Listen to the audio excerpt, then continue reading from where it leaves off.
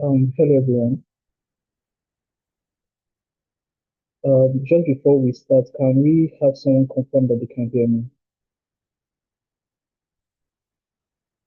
Yes, I can hear you.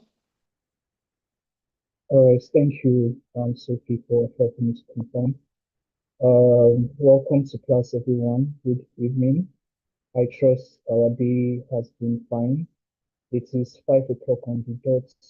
That is 5 p.m. West African time. For those that are joining in from Nigeria, good evening. From every other, or any other place in the world, still good evening, or whatever the time will be in your place. So welcome to class, like I said, welcome to the GT Academy mentorship and internship program.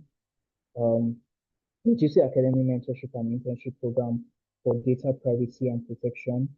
This is our first week, and I want to officially welcome us to the program. My name is Dennis Williams, and I will be your moderator for today's session. All right, so we'll be getting straight to the business of things. Our topic for today is introductions to data privacy and protection. And I am sure we'll have a very wonderful session. For the mentees that are in class, as the participants that are in class, please do all to reach out to your co-mentees to let them know that class has started officially and we'll be getting straight to business. So while we have more people joining in, I would just want to give us a breakdown of our agenda and what we should expect in class. So first and foremost, we will start off by introducing mentors. That is the people who will be coming to speak to us in class. We'll introduce them, we'll read their profile, we'll get to meet them and know them. And then after we are done doing that, then we'll go ahead to have mentors presentation. So the mentors that are available in class we'll read their we'll get to hear from them what they have prepared for us in the session for today. And then after they are done presenting and sharing with us what they have prepared for us in today's class, then we'll take presentations for the mentees. Remember, if we're given a presentation to make, it is in today's class we will be presenting. So please, if you know your group presenters are not here, please do well to reach out to them to get them on call so that when we call them up for presentation, we will not have the issue where we are calling and then there's nobody to make presentation on behalf of the group. Right. So presentation is very important. Please get ready and get set for your presentation today in the session. So while we are doing that, let's go straight ahead to introduce our mentors. Okay, so after presentations for the mentors, we take feedback from the mentors, we'll take questions, and then our mentors will answer those questions, and then we'll call it a close to class. So that's generally how the class is going to go. Right, so let me go straight to introducing our mentors so that we don't spend so much time talking. I don't spend so much time talking. The first mentor we are expecting in today's session is Mrs. C. Matthew, Mrs. Mercy C. Matthew. Mrs. Mercy is an associate at Jackson, Etty and Eddy, and a member of the firm's data protection practice, where she actively supports clients in navigating the evolving data privacy and compliance landscape. She has hands-on experience conducting data protection, compliance audits, and delivering capacity building training sessions for companies across diverse sectors. She has contributed to numerous data audit exercises and developed remediation frameworks for both local and multinational companies. Her work spans advising on compliance with the Nigerian Data Protection Act, that's the NDPA, and the general application of and implementation directives, that is the GAD ID, that's while also addressing obligations under other international data protection laws, such as the GDPR results, Africa's POPIA, the Kenya's Data Protection Act, and etc. Mercy has advised global corporations on personal data breaches, guiding them through breach management, notifications, obligations, and regulatory engagements beyond her core practice. Mercy has volunteered with a global tech and social impact company where she provides advisory on international regulatory compliance, manage copyright infringement claims, and guided privacy compliance and breach mediation in line with international best practice. As a trusted advisor to startups, creatives, and cooperatives, she combines legal depth with commercial awareness, helping clients build resilient data protection frameworks. Outside of work, Messi enjoys music, watching investigative movies, films rather, and exploring diverse international and local cuisine. Thank you so much, Mrs. Messi. I'm not sure if she's yet here on the call, but once she joins us, we will be receiving her. Yes, Another mentor moderator, we're I'm expecting here. in today's. Oh, okay. Thank you very much, ma'am. Another mentor that we are expecting in today's class is Mrs. Jadisola Esan. Mrs. Jadisola is a corporate governance and compliance professional with extensive experience in legal and regulatory compliance, risk management, corporate administration, governance, and secretarial services. She is skilled in legal governance and risk advisory, contract management, data management, regulatory compliance, and secretarial practice. Thank you so much, Ms. Jadisola, for volunteering to be a mentor in today's class. We look forward to hearing from you in this session. Next, we have Mr. Matthew Iwere. Mr. Matthew is a legal professional and compliance specialist with a strong background in information technology law, regulatory compliance, sustainability, and data protection. He holds a Master's of Law in Information Technology Law from the University of Tartu, Estonia, and a Master of Business Administration from York St. John University, United Kingdom. Called to the Nigerian bar, Emmanuel has extensive experience advising clients on corporate governance, contract law, and compliance framework, particularly in areas of the GDPR, NDPR, data protection law. Next, I think last but not least, if I'm not mistaken, our mentor we have who has been on the call since the start of the call. Thank you so much, Mark, for joining. That is Mrs. or Miss, sorry, you can correct me when you come on where we call you on, and that is Inedi.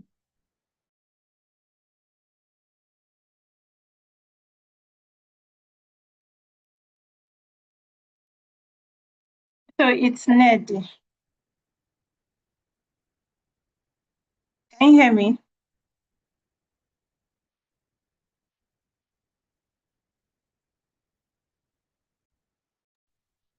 Okay, I think his network is bad. So I will continue from where he stopped. So please let me share my screen. Sorry. All right, sorry, I was logged out on my other device. I will just read the rest of her profile while I get my second device back on. So, like I was saying, Mrs. Nnedi is a distinguished legal practitioner with extensive expertise in legal advisory, regulatory compliance, corporate governance, company secretarial practice,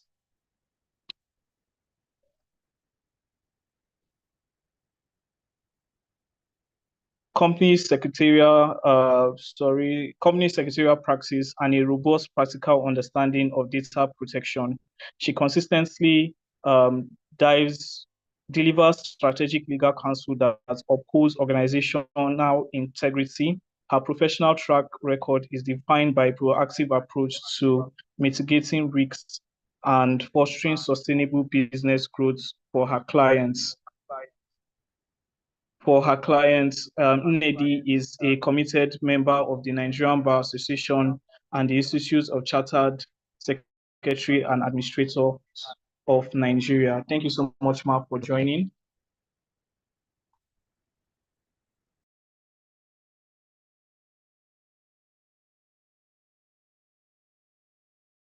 Thank you so much, Mark, for joining. We are happy to have you in this session.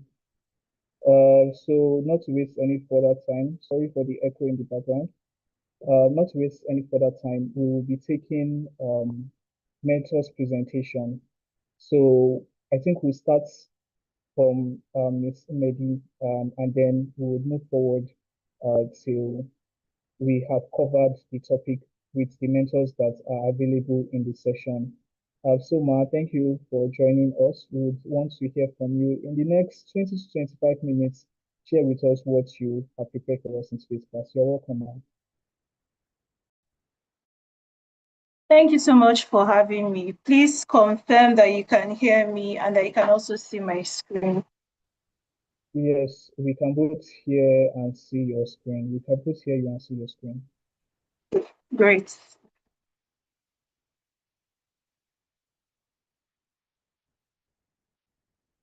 So today we're discussing, so I'll just say discussion because really I believe data is everywhere now and everyone should have some knowledge of data privacy and protection. So we'll just be discussing some key concepts, definitions, principles, and generally the rights that a data subject should have. So hopefully at the end of this session, participants would understand the fundamental concepts of data privacy and the key principles governing the same in Nigeria. So looking at the terms, the first question that comes to mind is personal data. We hear data everywhere, but when it comes to data privacy, the data that really matters is your personal data. And that's any information that can be used to identify an individual, either directly or indirectly. And by this, we mean information such as your name, your age, your year of birth, where you're from. These are informations that are unique to you and that can be used to identify you. And then we look at data privacy. Oftentimes, people use the term data privacy and data protection interchangeably, but really they are two different terms because when you're talking about data privacy, you're really looking at what are the rules that are in place to ensure that my privacy is protected, to ensure that someone doesn't tamper with my data, to ensure that my information in the hands of someone else is in safekeeping, is in safe hands rather. And then when we talk about data protection, we're really just talking about the measures that we've put in place, the legal framework, the technical things that we have put in place to secure personal data.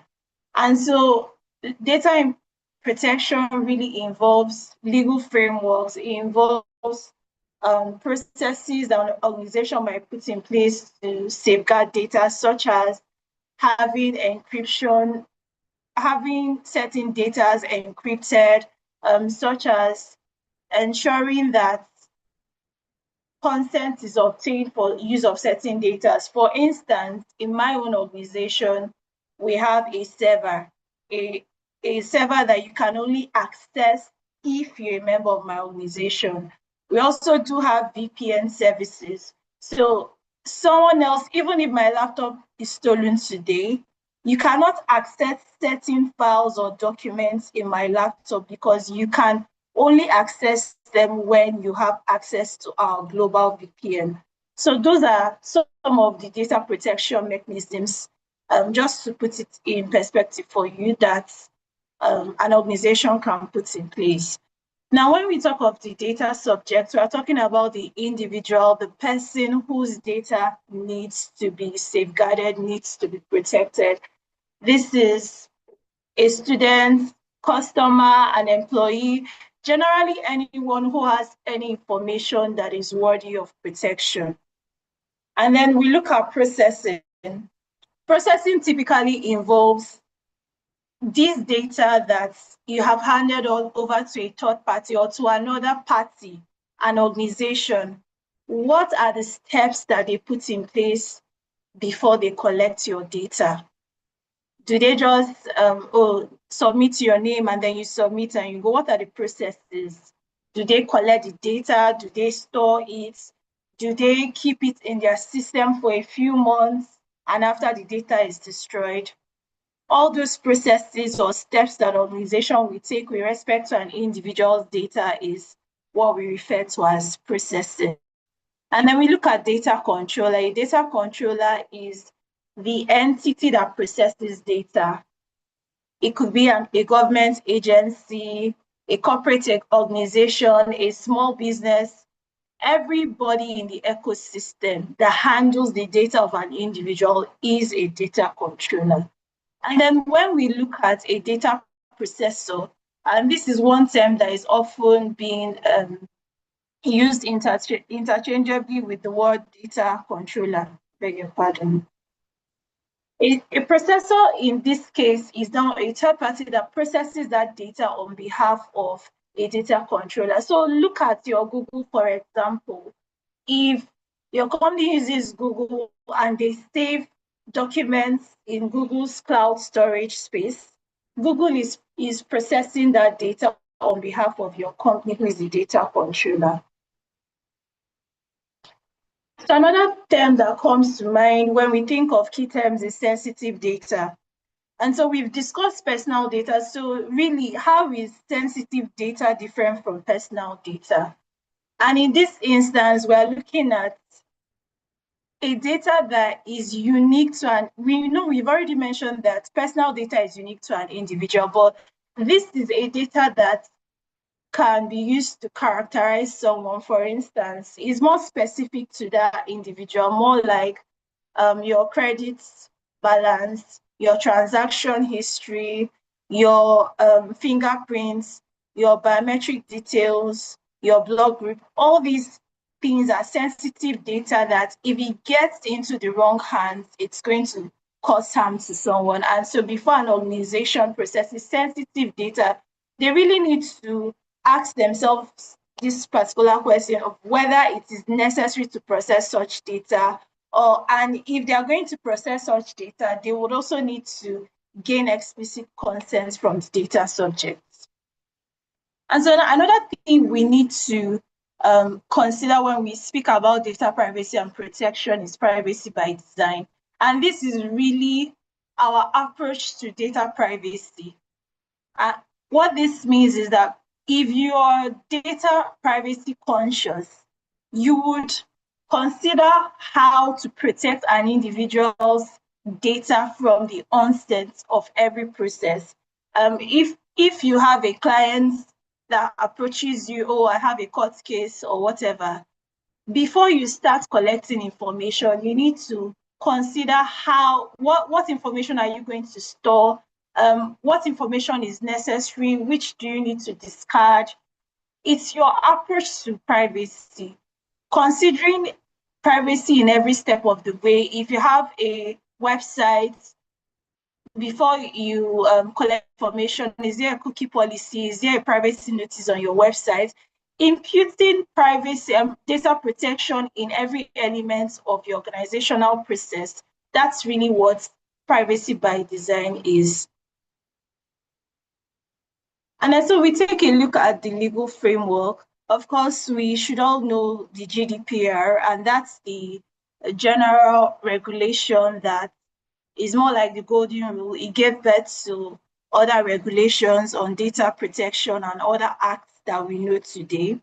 In Nigeria specifically, we have the CFRN, and Section 37 enshrines the right to privacy. And so Section 37 is the basis on which the Nigerian Data Protection Act was passed into law. It's based on the provisions of Section 37. And of course, we also have the Nigerian Data Protection Act, GAID. GAID is majorly the regulation, the instrument that is used to give more life to the NDPA. So for instance, GAID has articles or provisions on filing your compliance audit returns, the thresholds for filing and things like that. If you read the GAID, you'll see that it gives more light to the NDPA. It helps you to put into perspective how the NDPA should be implemented. And so we look at the fundamental principles of data protection, and if you take a look at Section 24 of the NDPA, it clearly spells out the fundamental principles, but I've just reproduced it here just for ease of reference. And we talk about lawfulness, fairness, and transparency. What does this really mean? It means, again, having a privacy focus as an individual or as an organization that is processing data. Before you process data, you need to always ask, what is our reason for processing this data and why? Because every information you take matters. And so you really need to consider, are we just holding this information for information's sake, or do we really need it as part of our process? Purpose limitation, and this simply refers to using data only for the specific reason that you collected it. And so gone are the days where people would collect random phone numbers from a WhatsApp group and start, even though people still do it now, but obviously if someone you know specifically collects your data and shares your phone number with someone else, and they start sending you random messages or using it to market their products, obviously now you know that is wrong. And even though in Nigeria it's still prevalent, but that's one of the principles that as a data subject should not be violated. Data minimization, we talk about collecting data that you actually need. This is one key thing that you always need to keep in mind if you're a data protection officer, if you're going to be advising organizations on their data processes. You always need to emphasize that they collect only data that they need. And then accuracy, of course, speaks to constantly updating records. If you collect any information that is wrong and your data subject points it out, you correct it immediately. So keeping up to date records. Storage limitation, like I mentioned earlier, what's the length, what's the duration for holding this data, and then ensuring that this storage limitation is implemented. These are ways that organizations help to protect the rights of data subjects. Integrity and confidentiality, using security measures like having encryptions for certain sensitive data to ensure that there is no security leak. And then finally, we look at accountability. So it's not enough to say as a data processor or a data controller that, oh, it's not me, it's my staff. You need to be accountable for whatever data is in your record. You cannot just push the blame on someone else. And that's what the principle of accountability emphasizes. So we look at lawful basis for data processing. If you notice, you'll see that we're saying the same thing almost repeatedly, and that's because that's really the basis of data protection and data privacy. Before an organization has the right to process any data, they must have obtained consent. And that's why you see, maybe if you're signing up for something or you're filling a Google form, you might see a message pop up to say, oh, accept cookie or this or that, or you might see a message pop up saying, oh, do you understand that by accepting this, you also accept this? So that's consent. That consent must be there, and you embed it in your website, you embed it in several processes that you do within your organization. So consent is necessary. Contract, are you obtaining data because it is necessary for the transaction that you want to perform? If that's the basis, then that is okay. Legal obligation, is it required by law? Maybe let's say the CBN has come up with a policy that everyone needs to submit their name and your bank requests for it, then there is a legal basis for that, and in that instance, it's justified. For vital interest, to save someone's life in an emergency. Imagine your friend is in the hospital and you know their blood group. You will not say, oh, because I don't want to infringe their rights, let me know. In that particular case, it's to save someone, so you share their personal data. And then public interest, for a task carried out in public interest. Of course, if you're undergoing, let's say, investigation by the police, for instance, and they collect certain data, and in the process of the investigation, they find out some things, you cannot later come and sue the police and say, oh, I'm suing you to release the information or the source of or the documents you used to carry out your investigation. What they did was in the interest of the public to stop crime. So you can't exercise your rights for that particular instance. Then legitimate interest. The data you're collecting, is it necessary for your business? If it's necessary for your business, provided it doesn't override the individual's rights, then there is a lawful basis for collecting that data. And then we look at the rights of data subjects. As a data subject, you have the right to know what information is being collected. That's the right to be informed. You have the right of access. So you can request for access to your data that you had previously shared with an organization. Right to rectification, which we mentioned earlier. You have a right to request that information that is inaccurate in an organization's record be updated.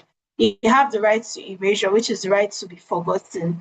You can request that as well. You have the right to data portability. Let's say, for instance, you're using HMO and you leave your previous employment going to a new one, or maybe not even HMO in this instance, let's say pension. So your previous, you're in an organization, you have a pension account, and then you move from this to that. And in that particular instance, you have the right to request that, oh, please transfer all my details in your care to this other pension company that I'm now, that is now handling my pension. So things like that. So I believe we're all lawyers on the call, or we're most likely on our way to become lawyers. And so what is our role as lawyers in a data-driven world? So as lawyers, data is the new oil, because virtually every organization, like I mentioned earlier, uses data. SMEs, big corporates, everyone, everything they do is driven by data. And so it's our responsibility to ensure that we monitor compliance with data protection laws and regulations. We create awareness on the harmful data practices that organizations might be doing that they are not even aware they are doing. And then we also need to ensure that we support timely filing of compliance audit returns to the NDPC to safeguard our organizations from being exposed to penalties and fines. And then we need to support organizations to identify potential threats and minimize exposure to risks. And then, of course, as lawyers, we constantly need to upskill and leverage every opportunity we get to continuously develop ourselves, such as this one, so that we are able to be at the forefront of helping to protect data privacy. Thank you.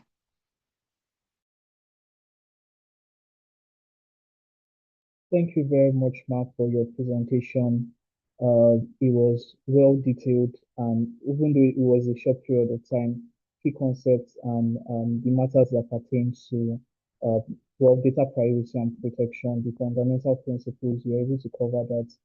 So we really sincerely do appreciate. Thank you so much, Mark, for lending your voice and your experience and also your knowledge to us. We are grateful. So we have two other mentors on the call, and I am sure that by the time we are done listening to them, right, we would have a well-rounded scope on the fundamentals, the basic fundamentals of data privacy and protection. So we'll be going next to our next mentor on the call, Mrs. Mercy C. Matthew. Please, if if you are with us. Okay, somebody's saying they are struggling to hear my voice. Is that just a problem particular to one person, or it's a general problem?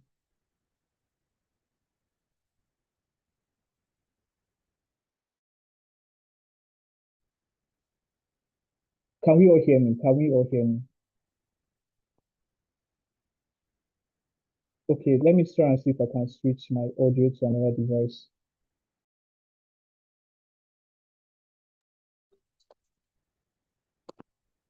All right, so I trust it's better now. Okay, so what we'll be doing is that we'll be taking presentations from our next mentor. Like I called Mrs. Mercy. Please, if you are with us, we would also want to get to hear from you. Okay, good evening, everyone. Yes, good evening, Ma. Okay, I hope our day is going very well. Sorry, I don't have a slide. As a matter of fact, I think that Miss Neddy has really covered the basics when it comes to introduction to data protection. She has said a lot of things which are very vital for understanding, and she has really broken it down in a very basic manner that is easy for even someone that is not a lawyer or on the way to being a lawyer to quite understand and to grasp. So I really won't be adding anything to that because it really covers. But I'll be on standby to answer any questions. I'll be listening to the presentations by the mentees and be on standby to answer any questions that will come up. All right, thank you very much, Mrs. Thank you. Mercy. Thank you very much, ma'am, Mrs. Mercy. We'll be going over to our last mentor in class. That is Mrs. Jadisola. I don't know if I can still find you on the call. Mrs. Jadisola, are you with us? Yes, I'm here. Good evening, Yes, everyone. ma'am. Is it just me or all the mentors for today are women? This is my We are first experience. Like, you people always put me together with big men. So I'm happy to have that this time around. Yes, Okay, well, thank you. Just like Miss Mercer said, Miss Neddy has covered a lot. And when she was talking, I was wondering what is left for the rest of us to say. But I mean, if you have ever been in a session that I anchored, you will know that as much as possible, I like to make conversations around, topics like this as practical as possible. Because I find a lot of times that there is almost always a difference between what is taught, what is researched, and what actually happens in real life, right? So just a little addition to what has been said. Um, we are talking about data protection and privacy today, and this is something that is becoming increasingly important in the world that we have today because there are diverse ways in which data is being collected. And I'm going to mention ways that sometimes we don't pay attention to. You are going for a seminar, a webinar, a church program. There's a front desk. They have papers, where people are putting their name, their email addresses, their phone numbers. In fact, sometimes, if not the particular home address, an area, maybe the street or the part of Lagos or something like that. And you find that these are things that make it easy to identify a human being. And these are things that, particular attention should be paid to. But because of the mode by which this data is obtained, both the data subjects, the data controller, they are probably not paying attention to it. You are opening a bank account, you have filled the form, maybe you made a mistake, you find people just leaving it there on the counter. Registering on the website, they have asked you um, to do terms and agreements. Click this box if you agree with your terms and agreements. And if I ask half of us in this way, I'm sure maybe 1 out of 10 actually read the terms and conditions before they click the link. But things around data privacy and whatnot sometimes are inside. Even sometimes they'll spell it out. Click here to read our data privacy rules, data privacy law, data privacy policy. Most often than not, we just check the box that we consent or we have read it just so that we can move on with our activity. But sometimes we find that we are actually committing ourselves to these organizations, processing our data much more than what we expect that they are going to do with the data, right? If data is not properly protected, it can lead to identity theft, fraud, reputational damage, loss of trust. That's on the part, usually on the part of the data controller or the data processor. In fact, if you want to take over an organization, I think Ms. Nedi had alluded to this in her presentation. You want to take over an organization, you want to take over the life of a person, just have access to their data, and you can take over their lives.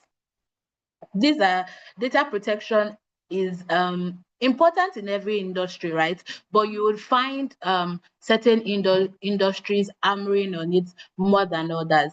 The financial sector, the medical sector, telecommunications. The law is stricter with those industries when it comes to data protection. You'd notice, I think that was last year, a couple of banks got into trouble with NDPA just because the kind of information that data subjects are releasing to these people are such that um the breach of it can lead into something serious. Right. So data protection basically refers to policies, processes, and controls that are put in place so that personal data is properly handled securely and lawfully.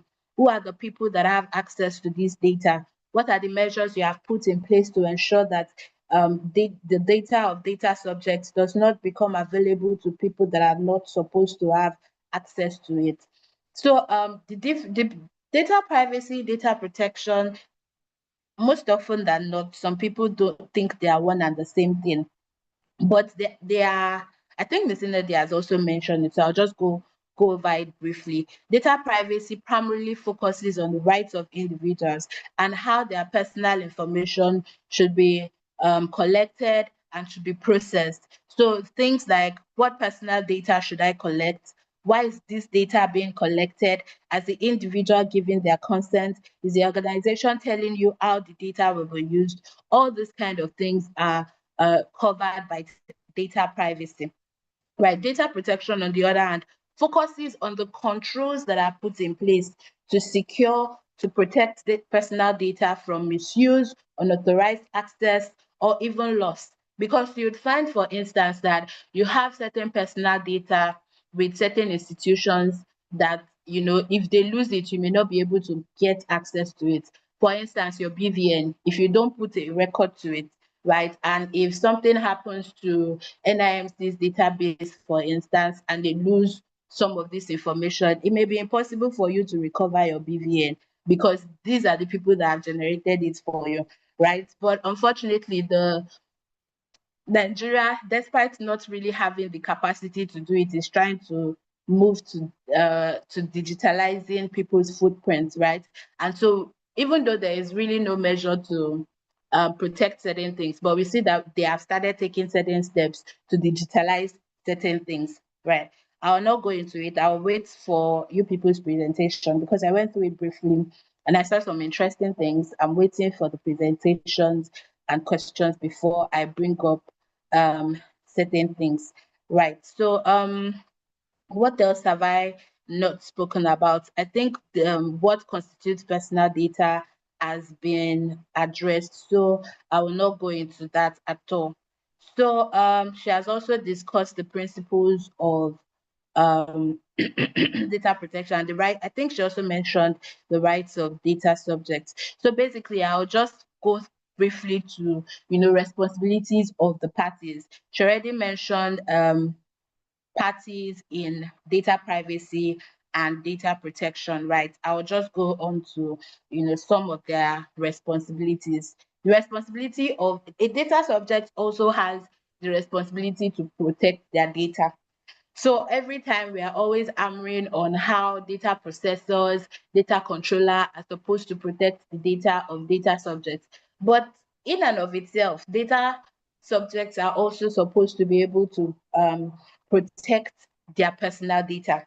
You are supposed to be responsible, primarily responsible for your data. And so this speaks to things like something that we don't pay attention to sometimes is a dispatch rider, or not a dispatch rider now, a business that sent you a parcel. On the face of the parcel, they've put your number, they've put your address, they've put your phone number. When you get parcels like this, you're supposed to remove that paper, destroy it, and dispose it properly. Sometimes people leave the paper on the nylons or whatever they use to package it and still use it to run other errands, and their information is just there dancing around, right? If I go to businesses or I go for seminars, I go for a church program, and I see that they have this attendance somewhere, I tell them I can't give you my full information, because if there's somebody that's been trying to get my number and I did not give them my number, all they have to do is come and check this your list, and tada, they have access to my phone number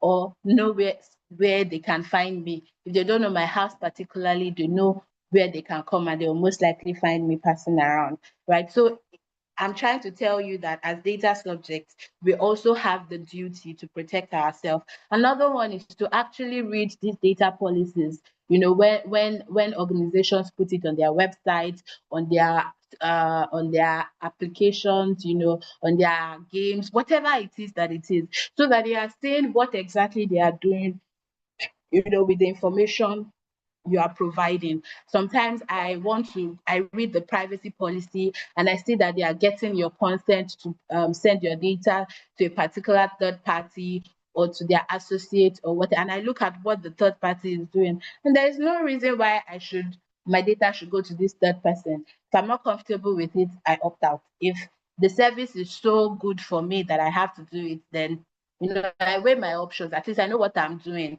before I go ahead to give my data in that kind of situation. Right now, for the data processor and data controller, they have to put systems in place just to make sure that the information they are provided by data subjects is secured and protected, is accessed by only people that in my office we call something need to know access, right? Information is only accessible on a need to know basis. So it's not just that everybody have access to every form of information. Something happened again. I went to a hospital, right? And their front desk and the waiting room was so close. And you have to take your measurement and your blood pressure and whatever in that reception before you can go ahead to see the doctor. And the machine they were using was such that when it is done measuring everything, the thing will just scream. Weight 244, height 162, breath. Some people find it embarrassing to have other people know their weight. I know I do, right? And so I had addressed it and told the people there that it's either you shut off the sound that is coming from this thing or you move it into the doctor's office, because it is unfair that I have come to do something. Some people don't think it is important, but I don't want everybody knowing what I weigh. I'm shy like that, right? And it was a big deal. They didn't know that they are not supposed to have people, or they didn't think that information was private enough to not have other people hear it, right? I don't know if you understand what I'm that's why I like physical class. I can see you nodding if you understand what I'm saying, but I hope that you do. Right. So they are supposed to implement adequate security controls in storing data, in transferring data, encryptions, and all other things to prevent breaches and unauthorized access. They are also supposed to train their staff on data protection practices, which is kind of what I already said now. Maintain data processing records. So this is what we have on file about X. Mr. X came and said we should edit this to that. They record it on this particular date. We replace this with this. Mr. X has come again to say, please delete this thing that you have about me. I want to exercise my right to be forgotten. All of these things are documented. You must be able to protect yourself, right? Apart from protecting the client, the data subject, you must be able to protect yourself as to why you have taken certain decisions with regards to data subjects, data. Report breaches as soon as they occur. You want to inform the data subject that, look, this has happened, or you need to protect yourself, depending on the scenario that has played out. And then, of course, notify the regulators. Right. Okay, so data protection in workplace, data subject. Most times when you hear data subject, you are probably thinking of a customer organization relationship. But there is also you working in a place and the organization taking your information actually makes you a data subject. So it is important that for people in human resources, for instance, right, your mouth cannot be loose because by virtue of your role, you come into you come in contact with a lot of sensitive information.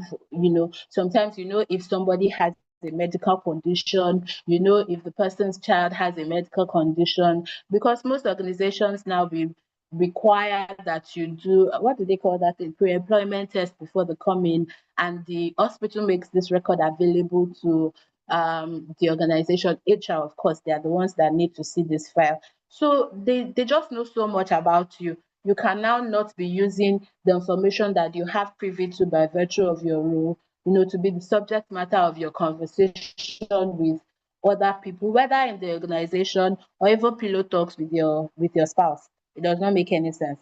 Locking computers when you are leaving your desk. This, for people that work in financial institution, this is a mistake that you cannot make, because everything that they do there is name stamped and time stamped and whatnot. So if somebody accesses information in your place and it is shown that it was your password that was used or your laptop that was used, you get into trouble, right? But these are things that you can do just to promote data protection in the workplace. Avoiding sending sensitive data through unsecured channels. Another thing that I see organizations putting in place now is document labeling. So you label some documents internal. What this means is when you are sending it out of the organization, it is impossible for anybody that is outside your domain to access the document. When you label it, is it highly confidential? I can't remember the one that needs a PIN. You need to provide a PIN for the person receiving it to be able to open it. There is confidential. Anybody that understands English knows that you have to keep any document labeled confidential, right? Using strong passwords and secure systems. So you're making sure that not just anybody can access devices, whether general devices or even personal devices. In my office, I always complain, but they make sure you change your password every 3 months. We have Microsoft Authenticator being just like the 2FA to make sure that other people cannot access your information. So I have danced around a bit in my short practice in financial institution, and that's why I know how important data privacy is in a sector like that, and why organizations have to take it serious. I've seen people get into trouble because of silly mistakes, certain things that pay attention to, right? And my mantra everywhere I go is it is not a problem until it is a problem. So you have to make sure that you are covering your back any way that you can. So I'll stop here and just let the different groups make their presentation, or if we have any other mentor, and then we'll take it up from there. Thank you. All right, thank you so much, Mark, for sharing your thoughts. You did well to make it as practical as possible for us to understand. Also, I noticed that you also addressed introductory aspects to other concepts we'll be discussing, things like data subject rights, processing, data processing, collection, and the like. So thank you so much, Mark, for at least giving us an icebreaker into those concepts. We really sincerely do appreciate. So we'll be taking presentations from the mentees, right? So group one and group two, I hope you are ready for us. We are ready for you, right? So presenter for group one, I think I can see you on the call. Balkis Salami, if I'm not mistaken, you are the presenter for group one. Please go ahead. You can share your screen or share your slides and start your presentation. Good evening, everybody. I'm trying to share my screen. Yes, and just to notify you, you have 50 minutes for your presentation.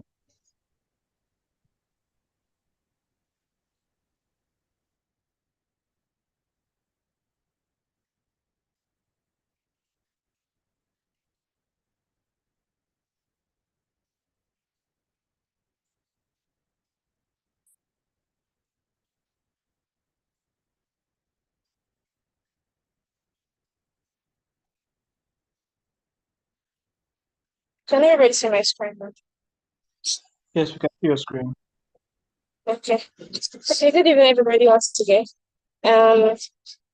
Well, what I'll be saying with this is quite the same as what the mentors have presented already, but yeah, just go ahead. Today I'll be presenting on the topic Introduction to Data Protection and Privacy. So in our modern digital society, right, personal data has become one of the most valuable resources. Every day, individuals share their personal information while using digital platforms as the social media, the banking services, e-commerce platforms, mobile applications, down to anything you can think about. Because information such as our names, our phone numbers, our email addresses, our biometrics, identifiers, are constantly being collected, stored, and processed by different organizations. And while the use of this personal data has helped to drive innovation and convenience and economic growth, it has also raised important concerns, regarding privacy, security, and misuse of personal information.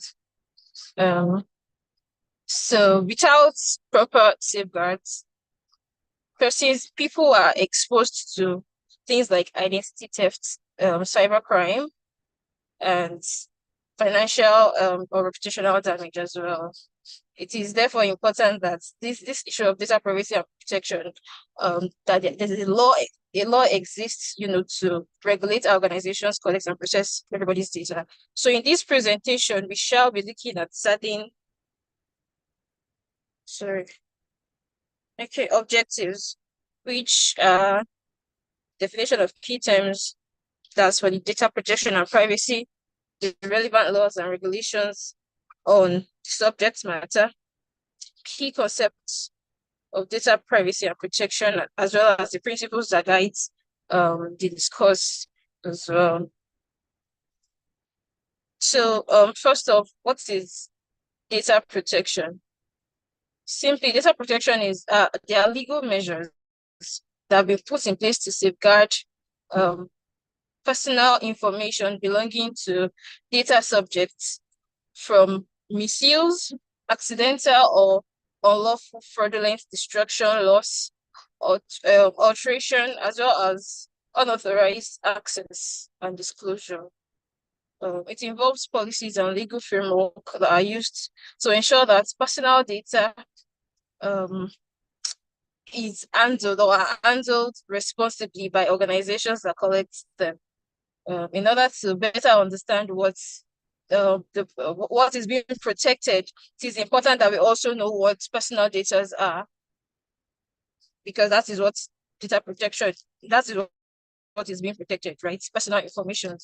So personal information are simply, it is defined by the Act, that's the National Data Protection Act of 2003, guiding data protection in Nigeria. It is defined as any information relating to an individual, which can be identified or is identifiable directly or indirectly by reference to any identifier such as your name, your identification number, your location data, online identifier, or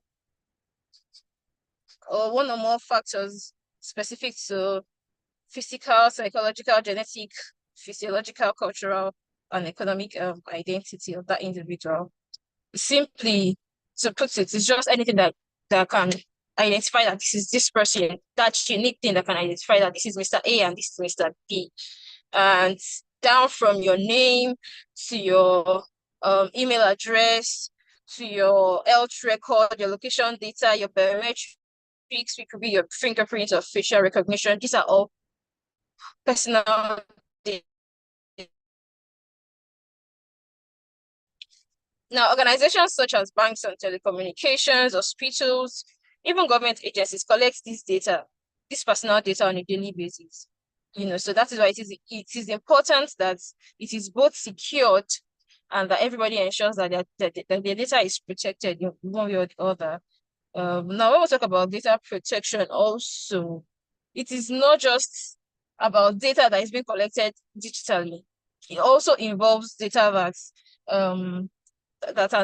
is not digitalized. That's physical records found in banks, found in schools, government parastatals, that contains your personal information. So it doesn't have to be information stored on cloud or things or online or electronically. It can also be physical data, right? All these are what is being governed by the law in Nigeria. In essence, data protection just ensures that personal data is being kept safe and used responsibly. Now we go on to data privacy. Data privacy, while data protection focuses on security measures, data privacy focuses more on the right of an individual over their personal information. So data privacy is just simply it arises right from the principle that an individual should have control over how their personal data is being used and it's being shared, processed, and collected. For example, if you give your email address to a company, for them to probably share a receipt, maybe you order for something online, and okay, say for example, the airport, when you book a flight, you would be asked if you want to be sent your booking reference via your email or your phone number. And when you provide that information, say for example, you ask them to send it via your email, the company is not supposed to use that data for any other activity whatsoever. So far as you have not, the only thing you consented to was that they should send your booking reference to your email address. So things like marketing, they cannot send you ads. It's not supposed to be. And that's what data privacy is about. You being able to control how your data is being processed and what your data is supposed to be used for. So moving on. So we have some key concepts. To understand data protection and how it works, it is important that we understand certain key concepts and various actors that are in the data ecosystem, which are the data subject, the data controller, the data processor, and then concepts like processing, consenting, and profiling. Now, the data subject, like our mentors have earlier stated, they are simply individuals whose personal information or personal data is being collected and processed. So it can be from you being a customer at a bank that deposits your details. Of course, if you want to open an account, you'll be asked for informations like your name, your email address, your BVN, your NIN, all of that personal data. So you are providing the data, you're a data subject. And then we have the data controller, who is, according to the Act, a data controller is defined as an individual, a private entity, a public commission, an agency, or any other body who, alone or jointly with other people, determines the purpose and means of processing personal data. In other words, the controller is the one that decides why the data is being collected and how it should be used. So, for example, social media platform, the platforms like Facebook, like TikTok, we also have government agencies, hospitals. Yeah, there are people who collect the data and decide how those data be used. We also have data processor. These are persons or third parties. Okay, according to the Act, it's defined as an individual, a private entity, a public authority, or any other person who processes personal data on behalf or at the direction of a data controller or another data processor. So these people are supposed to process data strictly on the instruction given by the data controller. That's the first person who collects your data, determines how it is being used and it's being collected. So it's more like a third party who your personal data sent to. So for example, we have the if for example a company who stores information on cloud computing, right? Cloud computing platforms, the cloud provider is the data processor. Moving on, we have the first processing. Processing simply refers to any operation at all performed on the personal data, right from collection to recording to storage to organizing to analyzing to retrieval to sharing and to deleting that information. All these processes is what we refer to as processing, right? Then we have consent, because consent is simply clear and voluntary agreement given by a data subject for the processing of their personal data. And the agreement has to be freely given, has to be specific, has to be informed and unambiguous. So I have to know what you want to use my data for before giving you the consent. And I'm not supposed to be under duress before giving you the consent. And whatever I'm getting, you're getting my consent to use my data for. You shouldn't be vague.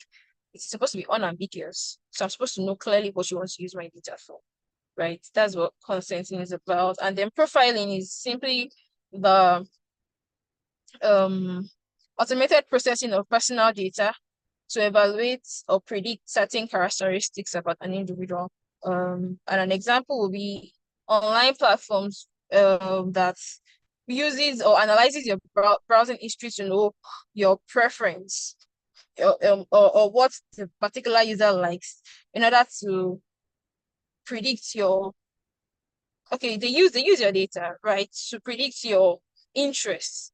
So it used to be on my mind before now that when I browse out something, I intentionally browse in on my phone, right? And then I noticed that after then everything that pops up is actually related to what I have browsed before. So this is just a clear example of it, right?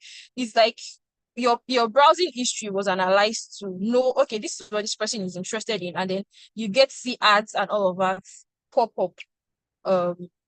So they kind of like analyze it to know what your preference is and then give that to you. That's what profiling is about. Then we'll move on to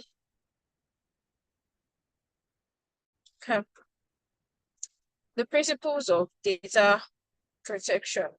Now, the modern data protection framework are guided by several fundamental principles. And some of these principles are contained in Article 5 of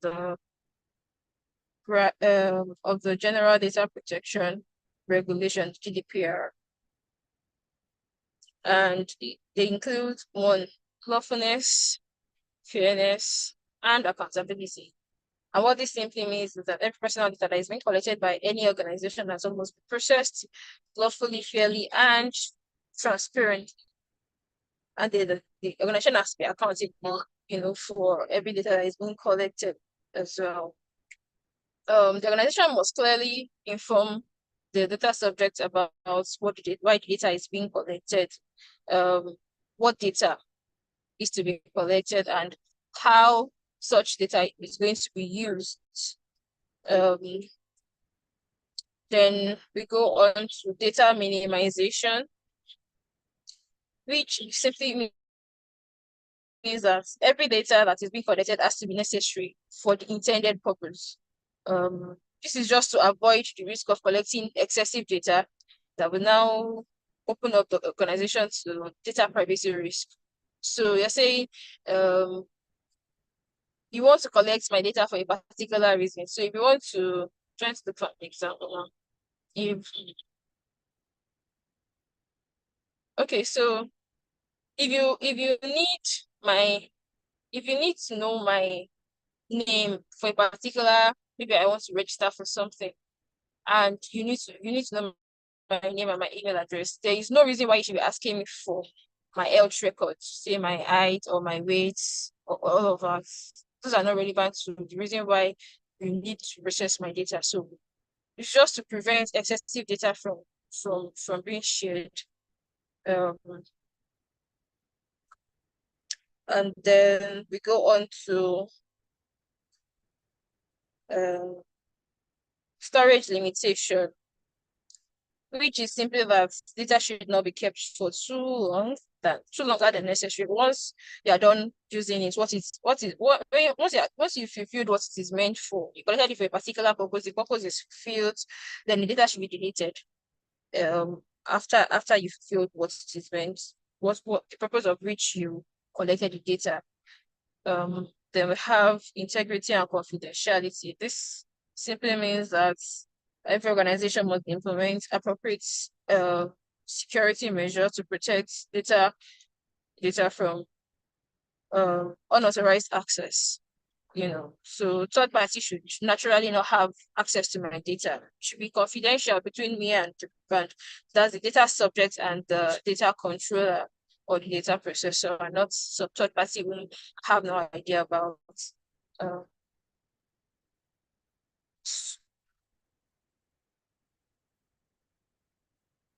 So the GDPR, which is the General Data Protection Regulation, came into it is one of the most comprehensive data protection framework in the world, and it came into effect in May 2018 across the European Union.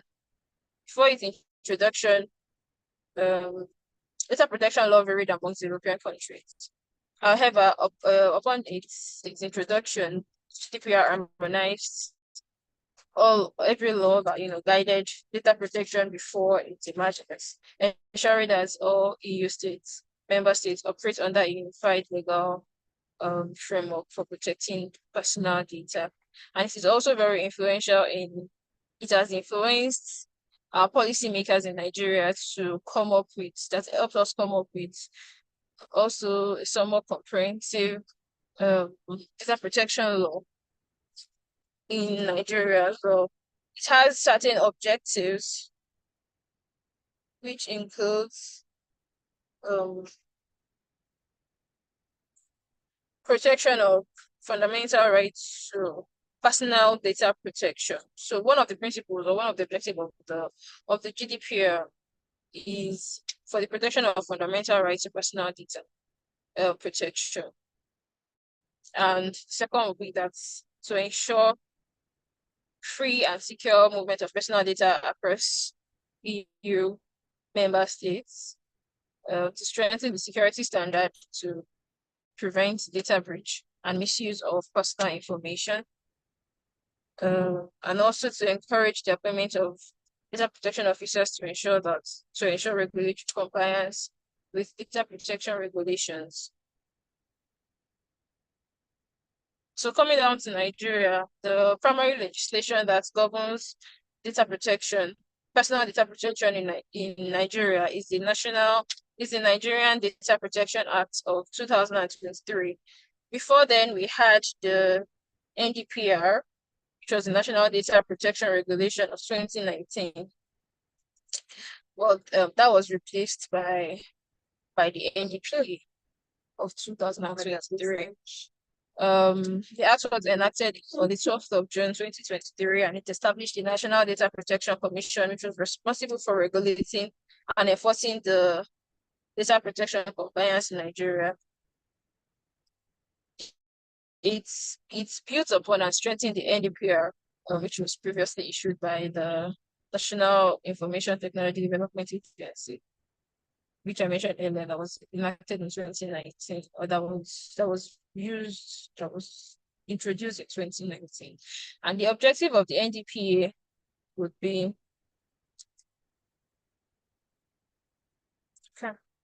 so the NDPA has several objectives. The first to be to seek to protect the personal data of individuals within Nigeria.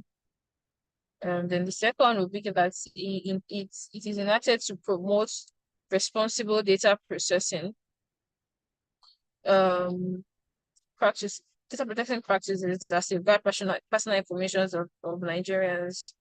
Also to protect the data digital rights and freedoms of data subjects, and to strengthen the growth of Nigerian digital economy by building trust in digital services and technological innovations in Nigeria as well. Some other laws, like stated have been stated by our mentors, also would be the Constitution of the Federal Republic of Nigeria, which is the grandam of our country, Section 37, that provides for rights privacy of Nigerians, of citizens, ensures that as well.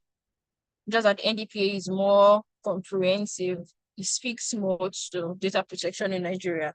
We also have acts like the Cybercrime Act, that seeks to criminalize offenses such as hacking, and identity theft, unauthorized access to computer systems. We have the Child Rights Act as well, which provides more additional protection for children, including their protection to personal information.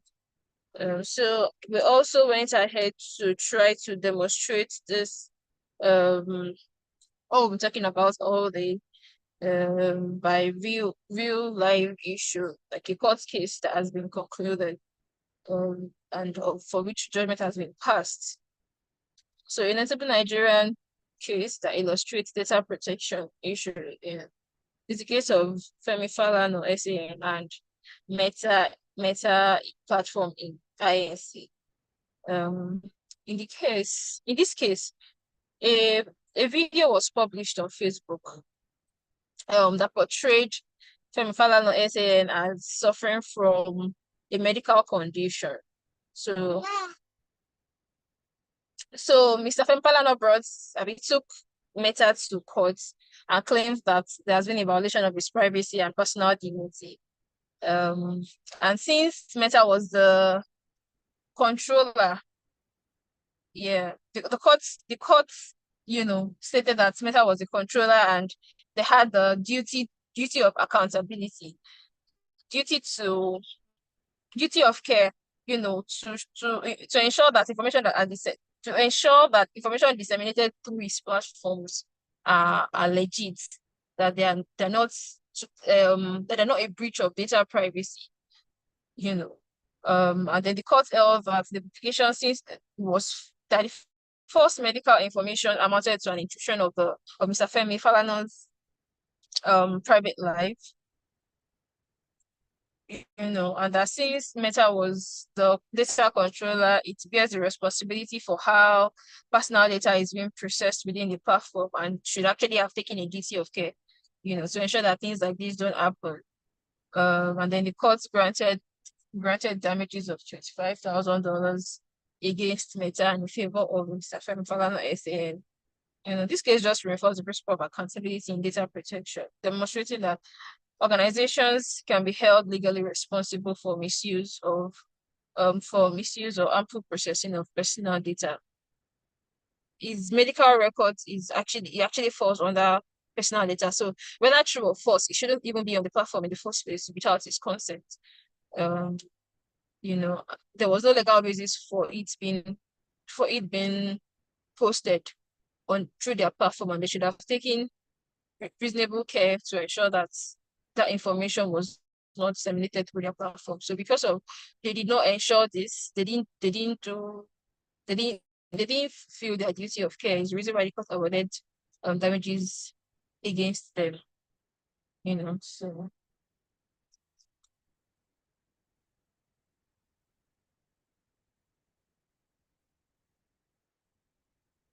so to conclude this, data protection and data privacy have become very essential elements, especially due to the rising technology, because we're in the digital age, the rising in digitalization of so many things now in the country. And so every organization and individuals have to take proper care, to ensure that we don't breach people's data privacy. Things as small as as names, as addresses, could land one in trouble if one don't take proper care to ensure that you are not revealing it to a third party without consent. And it is only through responsible data practices and increased awareness that we can ensure that secure and trustworthy digital ecosystem in the country. Thank you. Just end the presentation. Thank you.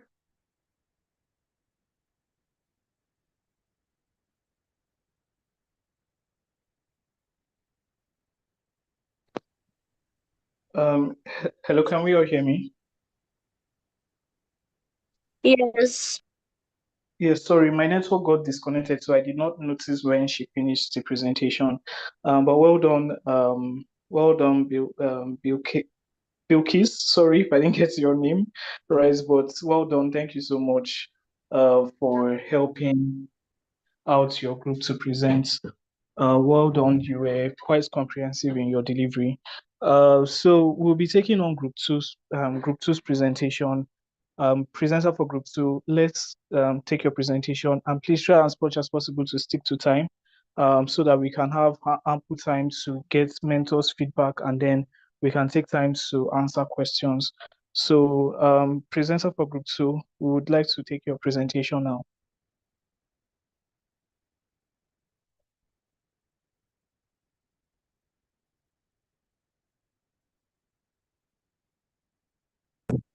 Hello, good evening, everyone. Can you hear me? Yes, good. Yes, we can hear you. Good evening. Yes, good evening. Okay, good evening, everyone. My name is Miss Soma Eriko, and I am representing Group 2. Our presentation for today is on Introduction to Data Protection and Privacy. And I'll just start with a preamble. Basically, in today's world, everything we do basically involves sharing information online, whether through banking apps, social media, online shopping. Protecting personal data has basically become very important. And so what we'll be exploring today in this presentation is what data privacy means, the difference between data privacy and data protection, the key important concepts and terms, and then the relevant laws, and why protecting our personal data is important. First of all, data protection refers to the proper handling, collection, use, and protection of our personal information. So this basically means that when organizations collect personal information, such as our names, our addresses, our financial details, and even like the things that we do online, our online activities, they must ensure that the information is used responsibly and protected from misuse. So for example, there was an example our speaker used earlier. When someone signs up for an online service using their email, that company is expected to keep the information secure and use it for the purpose it was collected. Now, let's go into the difference between protection. Yeah, data protection is basically, please can you move to slide 3? Not seeing it. Okay, data protection and data privacy, both of them can be sometimes used interchangeably, but they are not the same thing. There's a slight difference. Data privacy focuses on what data is collected and why that data is collected, while data protection focuses on how data is stored and how it is secured from unauthorized access.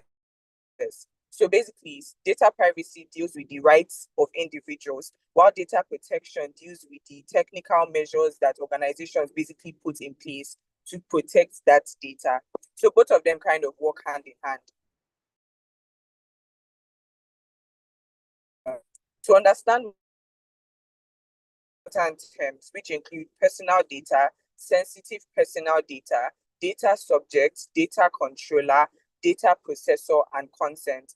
Consent is defined under Section 65 of the Nigerian Data Protection Act of 2023. Now, personal data refers to any information that basically can identify a person directly or indirectly. So this includes your name, your identification number, that's your NIN, your local data, so your house address, or basically any other online identifiers. So for example, when someone uses their email to create an online account, that email address becomes their personal data and it basically identifies the individual. Now, sensitive data is basically a special category of personal data that requires a higher level of protection. So we've looked at personal data. Now this is sensitive personal data. It is a special category of personal data that requires a higher level of protection, because if it is basically misused, it could seriously affect an individual. So this includes your health information, for example, your biometric data, such as your fingerprint. As we all know, like only one person has a particular fingerprint. So if the person's fingerprint is basically shared, it can affect a person directly. Your religion, your political opinions rather, and other basic type of informations. And because of the sensitive nature of these informations, the Data Protection Act and basically other laws that protect our data require stricter safeguards before they can be processed. So you would usually not find any what's it called application that you have asked you for your health data, because of how sensitive it is as a personal data. Now, the next one is data subject. Data subject is basically who is the individual whose data is being collected. Now, data controller, on the other hand, is which is the person or the organization that decides why and how a person's personal data is processed. So data subject is the person that their data is being collected. The controller is the organization. For example, let's say MTN is using your data. They are the data controllers because they are the ones deciding why and how your personal data will be processed. And then data processor is basically the person that processes the data on behalf of the controller. So I would like to think this is a staff that works in MTN, for example. So let's use a practical example. If a bank collects your customer information, the bank is your data controller, while the company that is handling the data for them is the data processor. If that makes any sense. Does anybody understand what I'm saying? Yeah. So consent is the next principle that I mentioned before. Consent is very important, is a very important concept in data protection. Consent refers to a freely given information that you've been informed about. So most of the agreements that you see online, there will be something like, I agree to the privacy policy of this organization or something like that. Basically, that is consent. And under the Nigerian Data Protection Act, consent must be very clear and voluntary. So you always see it at the bottom of any you're agreeing to. Now, moving on to laws and regulations, we have the General Data Protection Regulation, the GDPR, which is in the European Union. And then we have the Nigerian Data Protection Act of 2023, which basically governs the data protection in Nigeria, and one of the Constitution of the Federal Republic of Nigeria, which guarantees our rights to privacy. Now, principles of data protection. Data protection laws are guided by certain principles which are found in Article 5 of the GDPR and Section 24 of the Nigerian Data Protection Act. And these principles basically include that data must be lawful, it must be fair, and it must be transparent. It must be legally obtained. Purpose limitation as well, which basically means that data should be used for the right things, basically, or the reason why it was collected. Purpose limitation, strictly for that purpose. So if they are collecting your data for a particular thing, it must remain on that particular thing. It shouldn't be used for any other thing. Data minimization, which is only necessary data should be collected, which is why nobody would go for that to collect your sensitive personal data. Accuracy, data must be correct and updated. Storage limitation, it should not be longer than necessary. Integrity and confidentiality, data must be protected from unauthorized access. So if you give your personal data to an organization, it should be protected. There should be confidentiality. And anything that basically escapes from there, you can like go for that to sue or pursue that motto, basically. And then accountability as well. Organizations must take responsibility for complying with these rules. Now I'm moving over to the case study. We have a case called Olehim versus UBA. And basically, this is a Nigerian case that illustrates data protection or data privacy violation. And in this case, the next slide, please. In this case, a bank Sorry, I was opened showing a up. I will share my screen domiciliary. back. Okay, I'll be rounding up now. In this case, a bank opened a domiciliary account for a customer without the customer's consent. And the court basically held that this was a violation of the customer's right to data privacy, and damages of 7.5 million was awarded.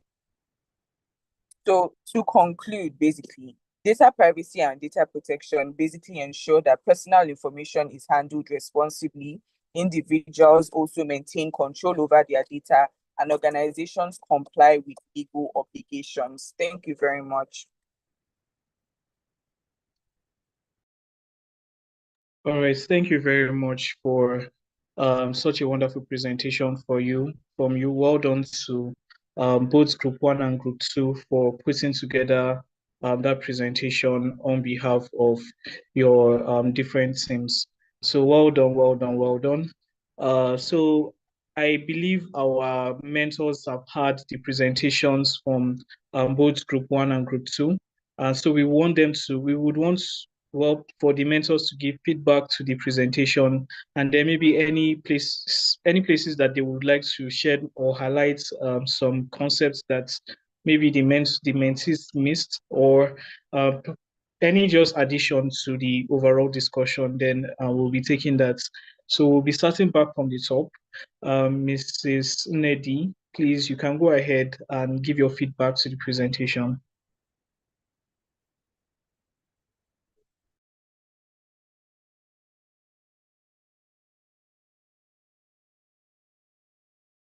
Sorry, please, can other mentors go ahead, and then I'll just, because I'm in the middle of something now, then I'll just speak later. Thank you. All right, no problem. Mrs. Messi, are you with us?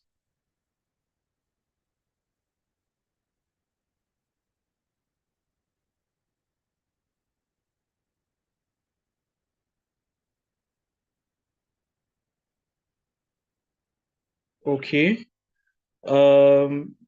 Mrs. Jadisola, are you still with us? Yes, I am. Well done to everybody. Right. So I'll start with the first presentation. I have a beef with the with the first presentation, right? And it is the fact that you did not pick the call and tell your mom it's staring at you. Sorry. And it is the fact that you did not really focus on the GDPR, on the NDPR rather. Your principles in slide 6 focused on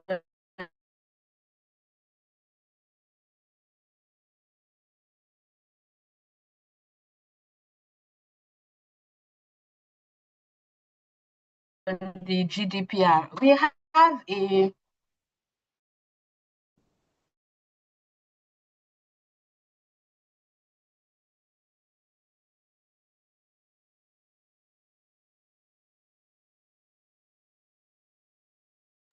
Hello, Ma. Is it only me that can't hear you?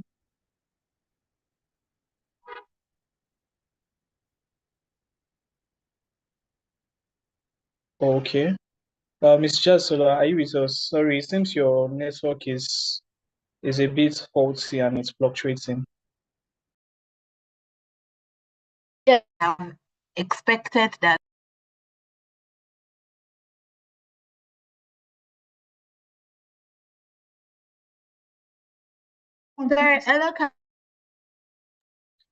Yes, Ma, we can hear you. It seems your network is having a little glitch.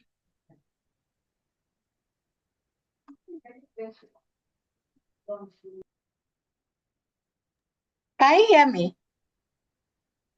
We can hear you now, Ma. Okay. So I was saying that for group 1, their focus was too much on the GDPR and not so much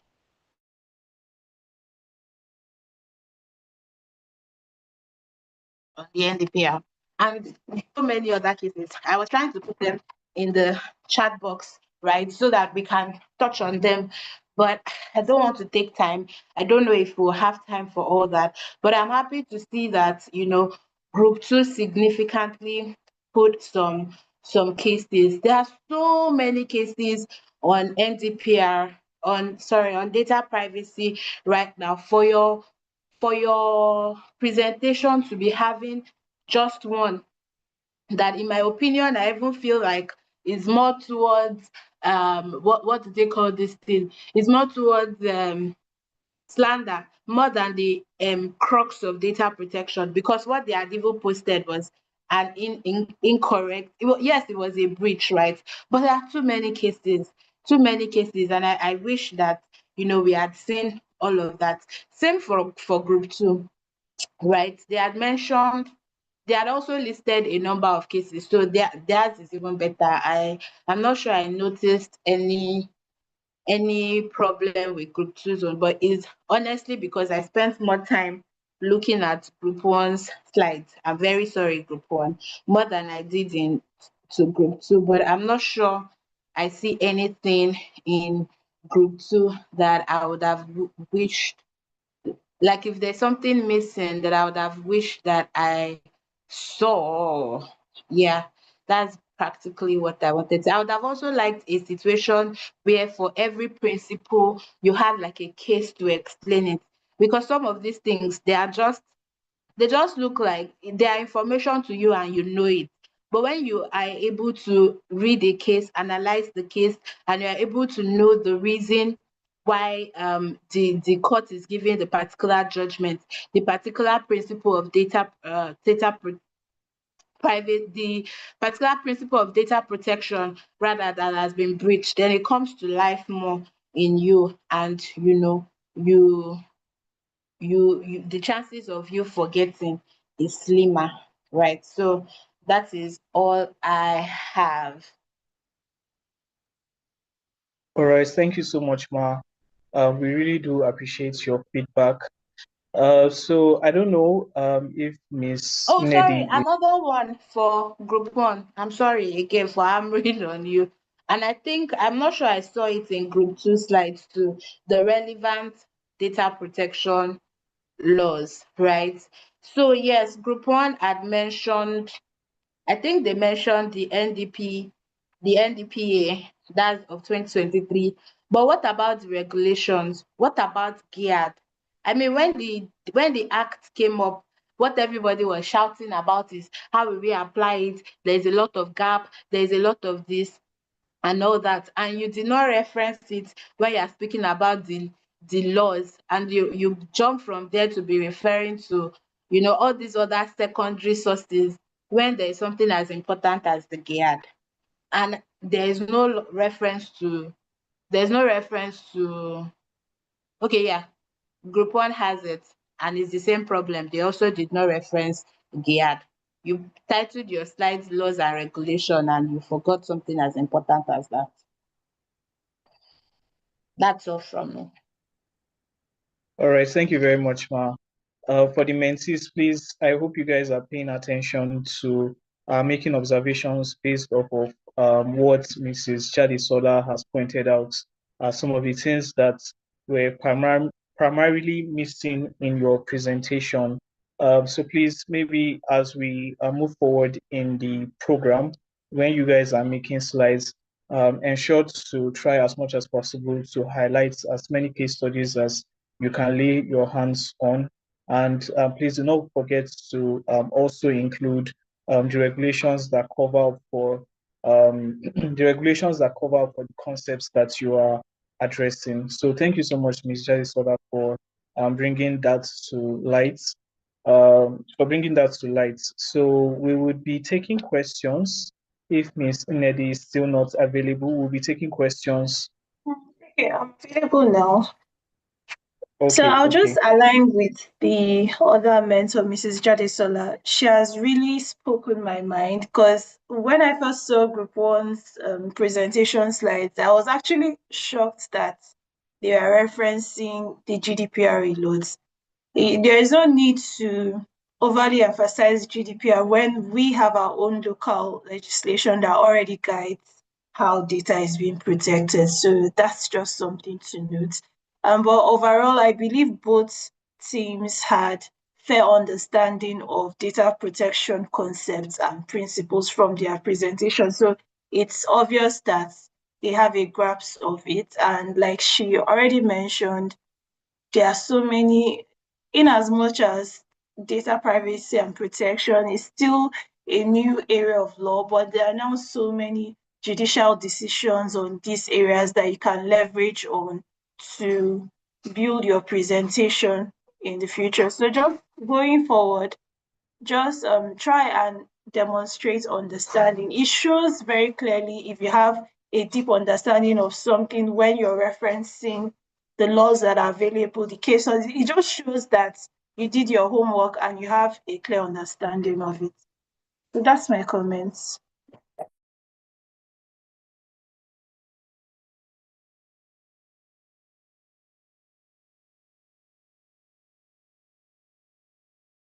Yes, thank you so much, Ma. Sorry, I had to respond to someone on the group chat.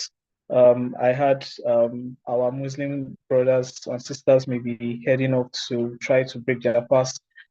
Thank you for staying to this long in class.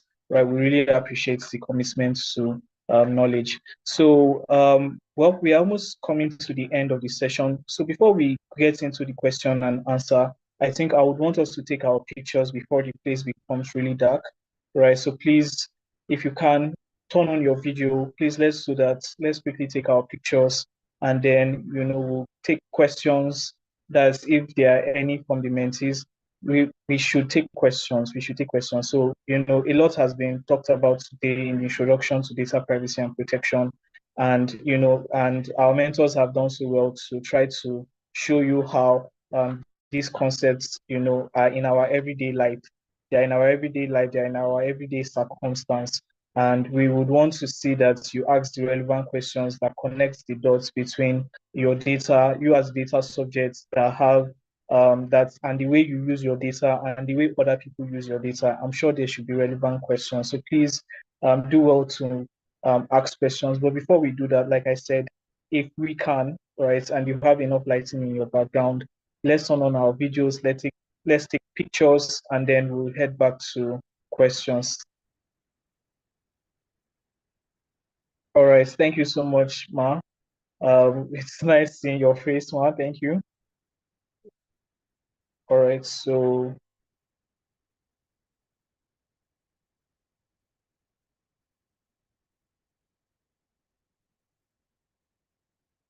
I'm taking pictures.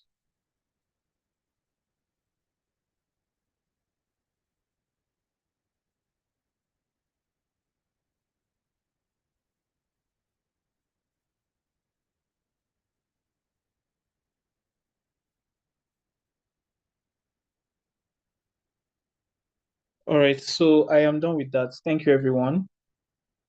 Yeah, thank you. So we are taking pictures, like I said. We are taking questions, sorry, pardon me. We are taking questions, like I said. If you have any question you would like to ask our mentors, let's do well to table our questions. This is data privacy and protection. I know some of you have been eating virtual cookies without knowing that. People have been eating website cookies without knowing the implication of doing that, what you are consenting to. So I am sure there are some things around those regions and areas that you would want to ask. Let's ask questions. Let's try to engage our mentors as much as possible.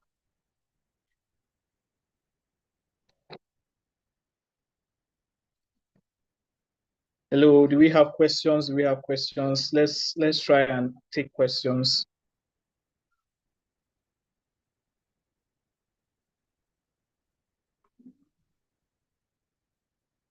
If you have a question, you can do well by raising your hands, okay, or sending your question in chat box. I can see Imaso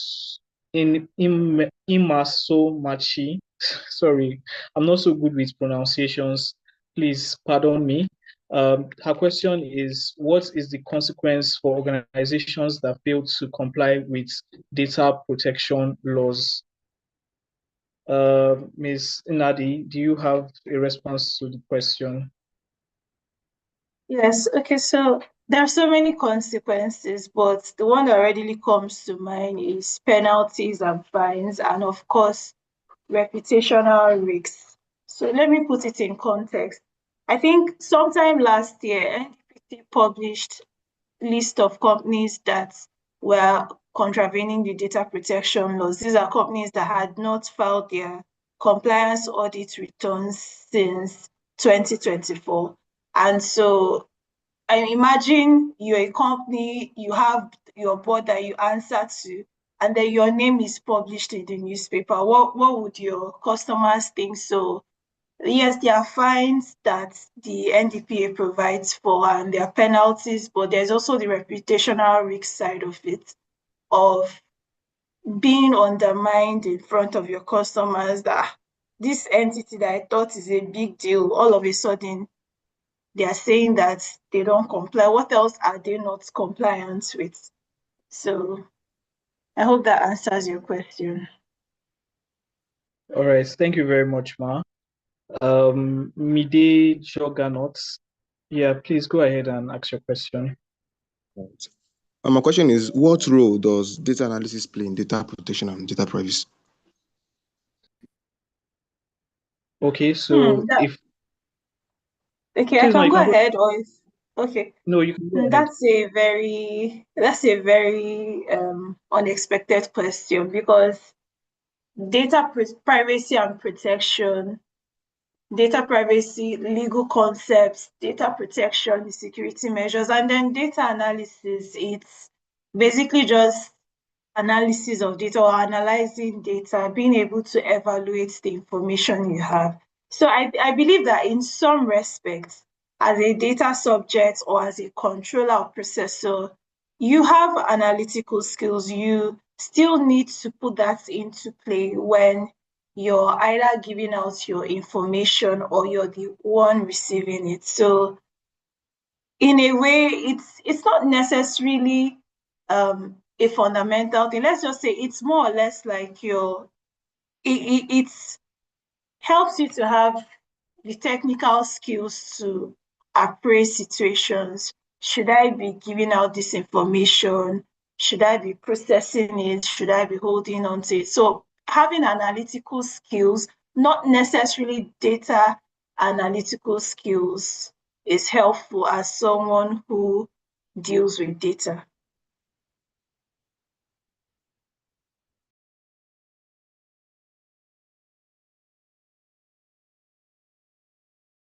I hope that answers your question. Yes, ma. Thank you, ma. Yeah, all right. Thank you so much, Ma, for helping out with that question. Do we still have any more questions? Do we still have any more questions? If there are none, then I think it is safe to say our first Oh, class, I that is see week. one more question in the chat Okay. box. So Oh, what's okay, the yes. difference between privacy policy and notice? So privacy policy is an organization's internal document, and basically it helps an organization to codify the local law into their own system. So for instance, we model a policy based on NDPA, and that helps us to put our processes and our procedures in check and ensures that we're trying to protect the rights or the privacy of the personal data that we have in our custody. So that's privacy policy. Now, privacy notice is just like the name implies, it's a notice that you see, it usually pops up on the website of any organization, and it's more like informing you of your rights prior to you accepting to use that website. It informs you of terms and the conditions and what to expect with respect to how your data will be processed by that website. I hope that answers your question.